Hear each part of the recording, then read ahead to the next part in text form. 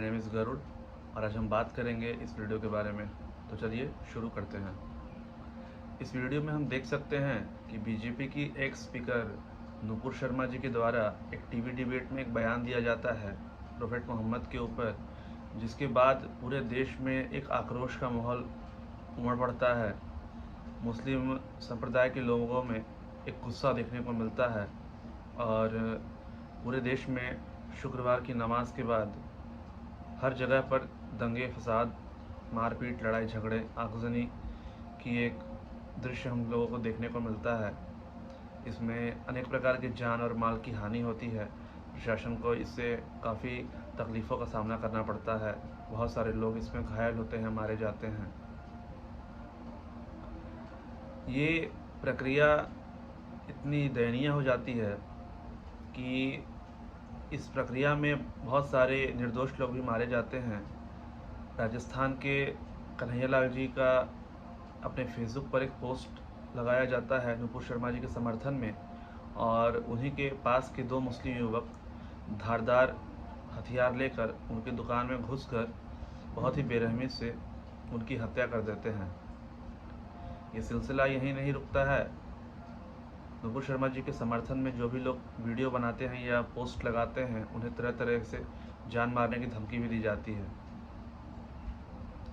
Supreme court के द्वारा भी एक बयान जारी किया जाता है जिसमें इस बात का समर्थन किया जाता है कि इन सारे घटनाओं का एकमात्र जिम्मेदार नुपुर शर्मा जी हैं।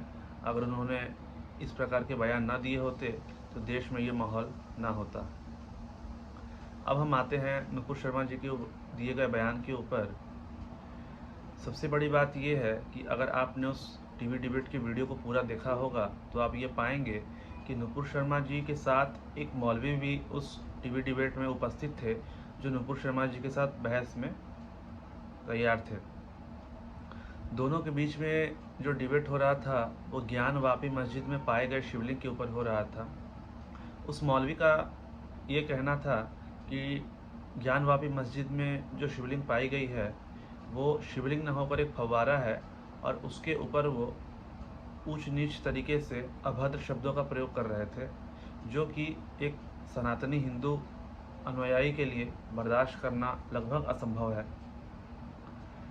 जब उस मौलवी के द्वारा उस शिवलिंग को एक फव्वारा बताया गया और उसके ऊपर अभद्र भाषाओं का प्रयोग लगातार किया गया, तो उस बात का खंडन करते हुए नुपुर शर्मा जी के द्वारा प्रोफेट मोहम्मद के ऊपर ये बयान दिया गया था। मतलब कि शुरुआत जो थी, अपशब्दों का जो शुरुआत हुआ था वो उस मौलवी के द्वारा किया गया था। उसके जवाब में नुपुर शर्मा जी ने ये टिप्पणी की थी, लेकिन मौलवी के द्वारा बोले गए उस बात को किसी भी न्यूज़ चैनल ने, किसी भी रिपोर्टर ने, किसी भी जर्नलिस्ट ने उस चीज़ को नहीं दिखाया, और बस नुपुर शर्मा जी के द्वारा बोले गए उन वाक्यों को एक आग की तरह फैलाया गया, जिससे देश में एक तनाव का माहौल उत्पन्न हो गया। अभी भी ये सिलसिला रुका नहीं है। अभी भी आप फेसबुक, इंस्टा कहीं भी चलाते हैं तो आपको ये न्यूज़ मिल जाएगी कि किसी व्यक्ति ने नुपुर शर्मा जी के समर्थन में कोई पोस्ट डाला या कोई वीडियो बनाई तो उसे जान से मारने की धमकी मिली। मैं ये वीडियो बहुत ही निर्भीकता और बहुत ही बेखौफ तरीके से बना रहा हूँ। मुझे इस बात का कोई गम या कोई डर नहीं है कि इस वीडियो को बनाने के बाद मुझे भी किसी प्रकार के थ्रेट कॉल्स या मैसेजेस आ सकते हैं। जो सच है वो सच ही रहेगा। किसी के डर में, किसी के दबाव में आकर सच कभी झूठ नहीं बनता है।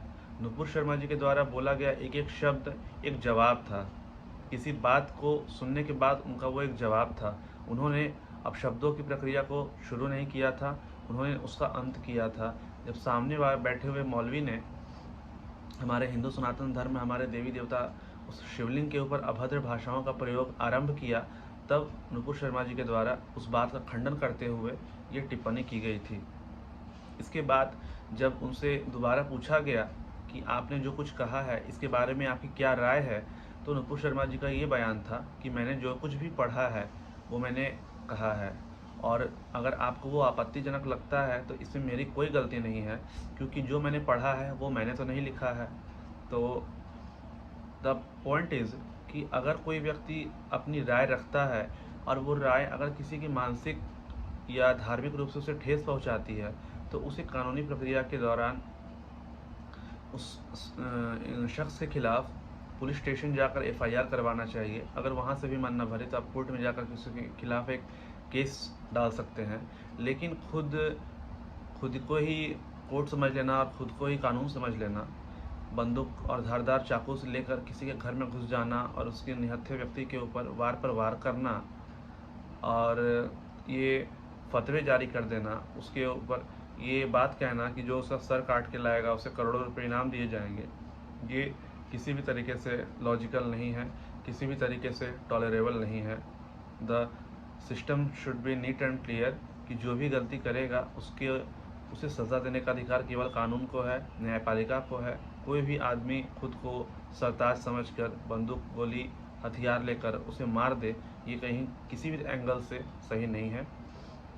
और चूँकि उस टीवी डिबेट में उस मौलवी के द्वारा हमारे देवी देवताओं का अपमान करने की शुरुआत की गई थी और नुपुर शर्मा जी ने उसका खंडन करते हुए उसका जवाब दिया था, इसलिए मैं इस वीडियो के माध्यम से नुपुर शर्मा जी का पूर्णतः सपोर्ट करता हूं, उनका समर्थन करता हूं, क्योंकि उन्होंने इस सिलसिले को शुरू नहीं किया था। उस सिलसिले की शुरुआत उस मौलवी के द्वारा की गई थी जिसकी बोली गई बात को पूर्ण तरीके से दबा दिया गया और नुपुर शर्मा जी के दिए गए जवाब को एक हाईलाइटेड तरीके से पूरे देश में फैलाया गया और देश में बहुत सारे मासूमों की हत्या भी की गई। तो मैं सरकार से एक गुजारिश करना चाहूँगा कि धर्म व्यवहार के ऊपर एक बहुत ही कड़ा कानून बनाया जाए कि किसी भी एक धर्म का व्यक्ति किसी भी दूसरे धर्म के व्यक्ति के ऊपर आपत्तिजनक टिप्पणी ना करे, क्योंकि हर व्यक्ति एक धर्म से जुड़ा हुआ है, एक संस्कृति से जुड़ा हुआ है। धार्मिक भावनाएं सबकी आहत होती है। ऐसा नहीं है कि केवल मुस्लिमों की ही धार्मिक भावनाएं आहत होती है, हिंदुओं की भी धार्मिक भावनाएं आहत होती है, पंजाबियों की भी धार्मिक भावनाएं आहत होती है, क्रिश्चियंस की भी धार्मिक भावनाएं आहत होंगी। हर किसी की धार्मिक भावना आहत होगी अगर कोई किसी के देवी देवता, किसी के धर्म के, किसी के संप्रदाय के, किसी की संस्कृति के ऊपर अगर सवाल उठाता है तो।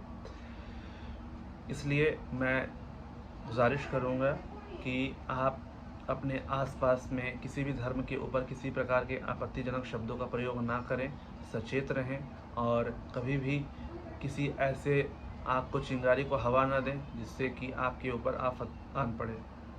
इस वीडियो को बनाने का एकमात्र लक्ष्य यही है कि जिस तरीके से नुपुर शर्मा जी को पूर्ण रूप से दोषी बताया गया सुप्रीम कोर्ट के द्वारा, देश के द्वारा, मुस्लिम संप्रदाय के द्वारा, वो किसी भी तरीके से सही नहीं है।